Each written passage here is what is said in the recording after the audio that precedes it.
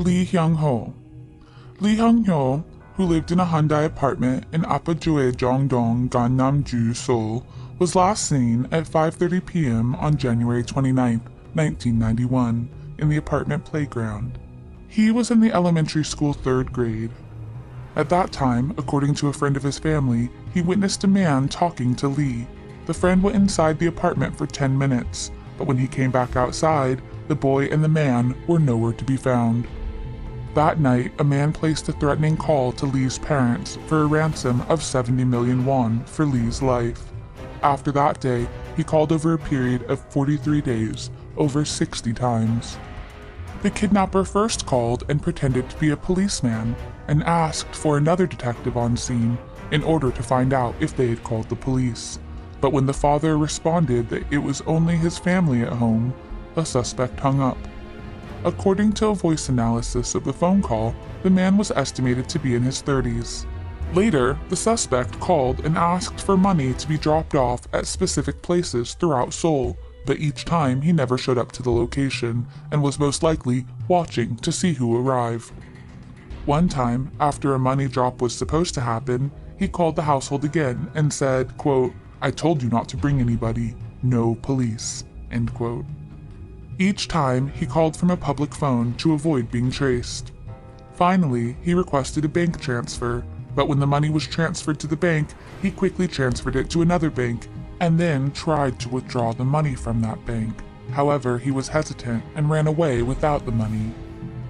Unfortunately, no CCTV cameras were installed at the bank branch at the time, and since at the time it was possible to open an account without an ID, the kidnapper had used a pseudonym to open the bank account. There were also no fingerprints on the application form. When the kidnapper found it difficult to receive money from his bank account, he sent a final note to Lee's father and told him to put 100,000 won in a steel box near the Han River Bridge. Lee's father discussed it with police and decided to put fake money with some real ones in the steel box. The detectives were lurking around the bridge, but they confused the position of the steel box in the process of communicating it on the radio, and the kidnapper got away with the money. That night, the kidnapper called Lee's father and said, quote, "There is a lot of fake money. I guess you do not want to get your son back. However, I am grateful that you did not report to the police." End quote. 1 month after the last call of the killer, on March 31st, 1991, a child's body was found in a drainage channel next to the tunnel near the Jamisil Han River Park. It was later confirmed to be the body of Lee Hyung-ho. The police made thousands of copies of the voice tape of the killer and distributed them nationwide to no avail. Lee Hyung-ho's murder remains unsolved. Michael Carmichael and Billy Ray Hargrove. Sergeant Billy Ray Hargrove was a soldier who served in the Gulf War. His platoon was sent from Germany to Saudi Arabia and had been active in Operation Desert Storm. However, the conflict ended before their platoon saw any action.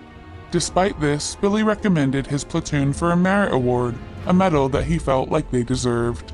However, his superiors declined the recommendation. Billy then decided to forge his superior's signature on the appropriate documents. A short time later, his men received their medals. In June of 1991, he arrived in Korea for another tour of duty and was arrested at the airport by military police for forgery. Around this time, his marriage to his Korean wife Kim was also falling apart and he planned to divorce her. On February 20th, 1992, Billy missed a summons to report to duty. Even after one of his fellow sergeants informed him that he was late, Billy never reported. Kim said that Billy instead took his dog for a walk that day. Shortly afterwards, Kim found Billy's body hanging from a tree in their front yard by an elastic parachute string. A suicide note was found in his pants pocket. It read, in part, quote, "My life is really screwed up now, and I just don't know how to fix it. I've been thinking a lot about taking my life for a long time now. Goodbye." End quote. Billy's family and Mike Carmichael, a fellow soldier and Billy's friend, did not believe the handwriting on the note was his.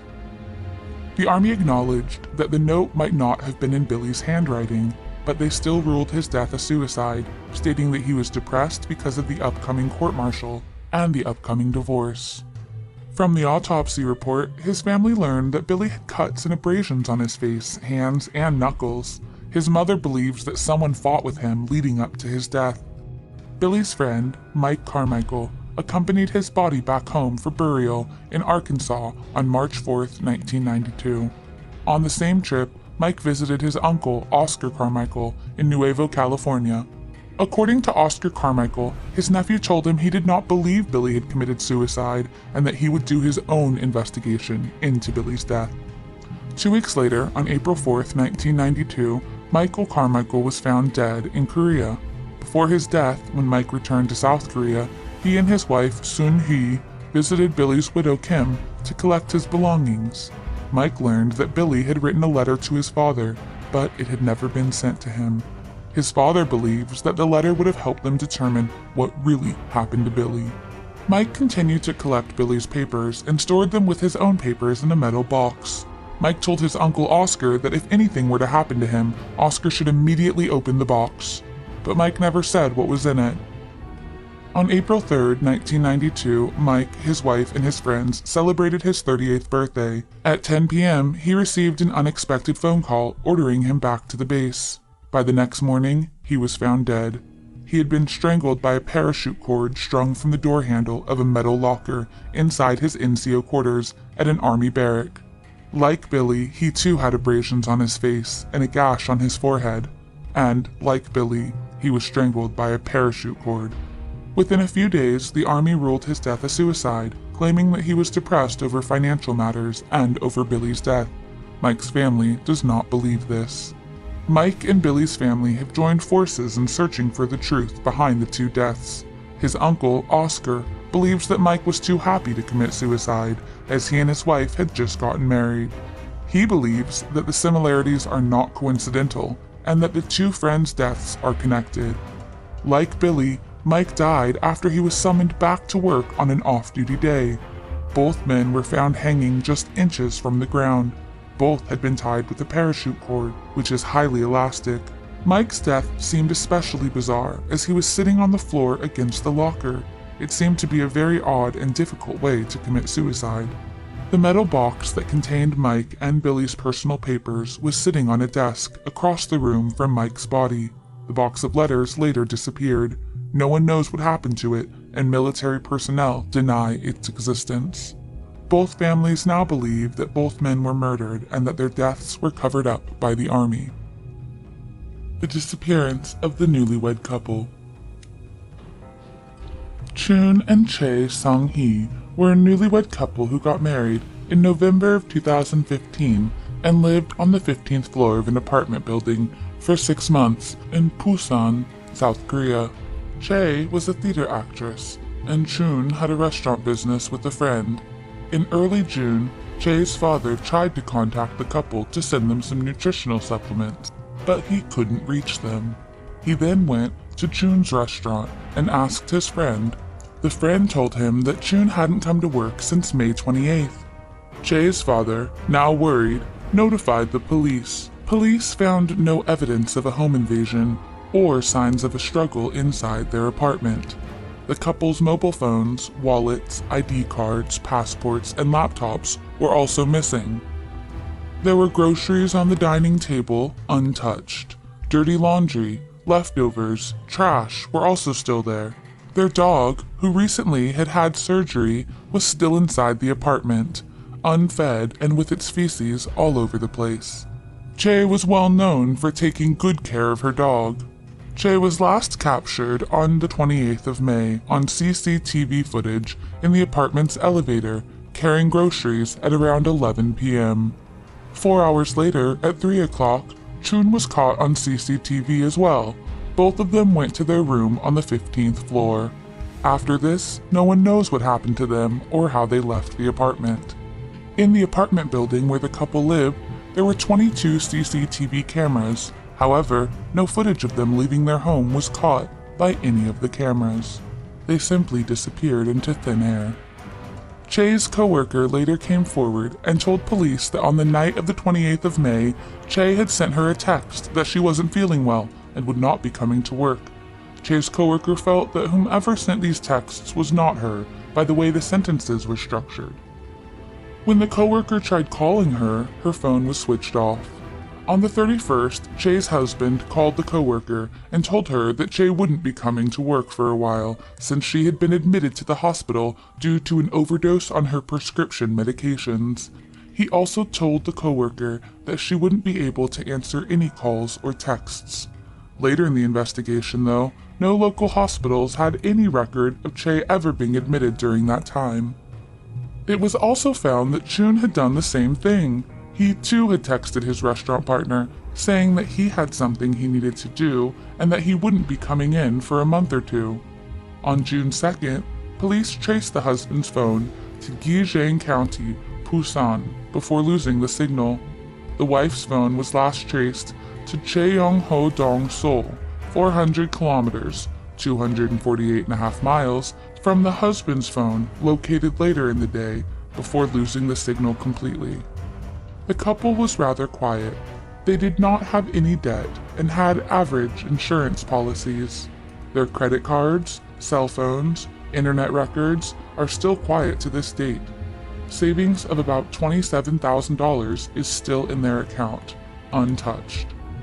Later in the police investigation, it was found that Chun had another cell phone which he used to talk to his ex-girlfriend, Yoon Mi-jin, even after his marriage to Che.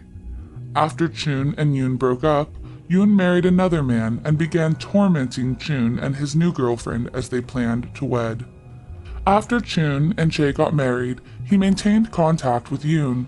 By this time, Yoon had divorced her husband, remarried, and was living in Norway. Police looked at Yoon's movements around the time of the disappearance. Yoon had arrived with her second husband to Korea in May of 2016, just before the couple went missing. But she left for Norway 2 weeks before her planned departure date in early June. During that time, she never used her credit card or contacted her family. Police discovered that just before returning to Korea, she had persuaded her mother to send her 10 million won for a, quote, trip to Africa. Police contacted Interpol and Yoon was arrested in November of 2017. However, she is still in Norway to this day and has decided to appoint a local lawyer, so it will take a long time for Yoon to come to Korea before they can question her about the disappearance. Che and Chun remain missing to this day. The Sinjeong-dong Rabbit Case.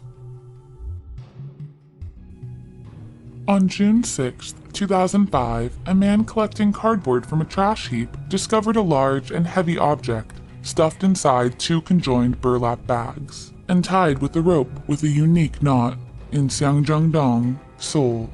When the man opened the bag, he found the body of a woman with a black plastic bag over her head.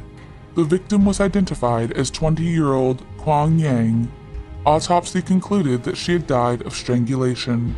She had been raped and 2 sanitary napkins and toilet paper had been inserted into her vaginal area. Semen was also found at the crime scene, but the killer could not be identified. Then, on November 20th, 2005, a second victim, Lee, was found by a parking lot only 1.8 kilometers from where the first victim had been found. The body was wrapped in white cloth and tied with a rope with the same knot that was found with the first victim. And, like the first victim, the body was found in a garbage dump site and had died of strangulation. Both victims had their hands bound together with rope. Due to the unique knots used, the police believed the killer could have worked a job that had to do with packing or wrapping. No DNA of the killer was found at the crime scene or on the second body. On May 31, 2006, at approximately 12 p.m., a woman riding a taxi got off on Sinjeong Station. As she was walking towards the station, a man abducted her. The woman, Pak, was held up against a knife by the kidnapper and led to a basement room. She shouted and resisted, and when a passerby asked if everything was all right, the man said that she had drank too much alcohol. Pak was blindfolded before entering the basement room, where there was another man, possibly an accomplice, who tied her hands. After a while, the kidnapper went to the bathroom while the other was out of the room. Seeing her chance, She somehow took off her blindfold and tried to escape. She took refuge behind a shoe cupboard on the second floor of the building. She stayed hidden until she felt like the man had stopped looking for her. As the criminals went out to look for her, she ran away and found an elementary school where someone called the police for her. Pak told investigators that she did not remember where she was, but did remember that there was a sticker of a cartoon character, Mashimaru, on the shoe cupboard. Based on this, it was suggested that a child in preschool or lower elementary school might be living on the second floor. She also remembered the two men talking, and one laughed that she was going to die. The abductor is described as being a bit chubby, having a height between 175 and 176 centimeters, with bushy eyebrows, and was in his mid-30s at the time. After this incident, the perpetrators, who felt the risk of arrest after the victim escaped, seemingly decided to stop. There have been no leads in the case since then, and the killers remain unidentified.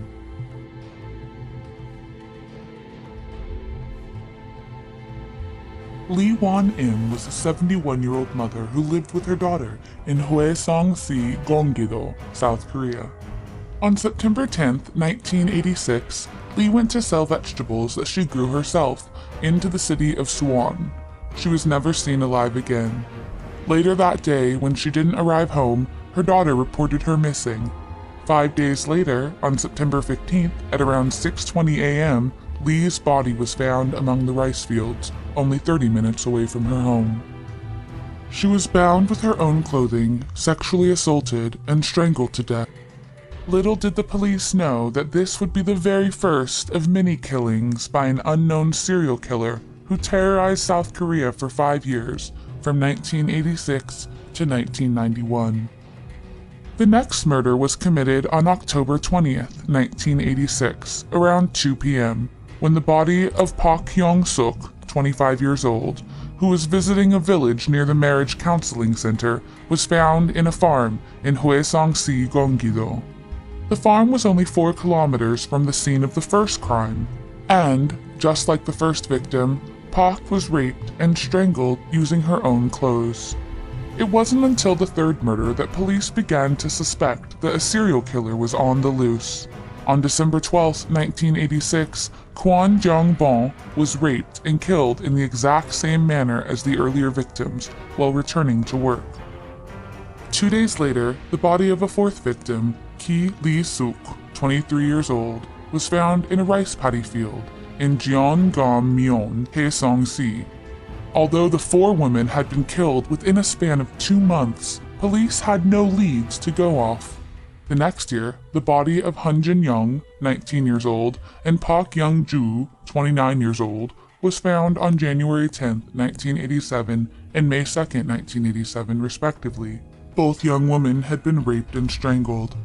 Since it was raining at the time of the murder of Hun Jin-young, the police were able to secure a shoe print, 245 millimeters, of the killer. The killer would then take a hiatus for more than a year, not killing again until September 7, 1988, when the body of 54-year-old An Ji-soon was found. Just as in the previous killings, she too had been sexually assaulted and strangled. On the same day, a sketch of the criminal was released.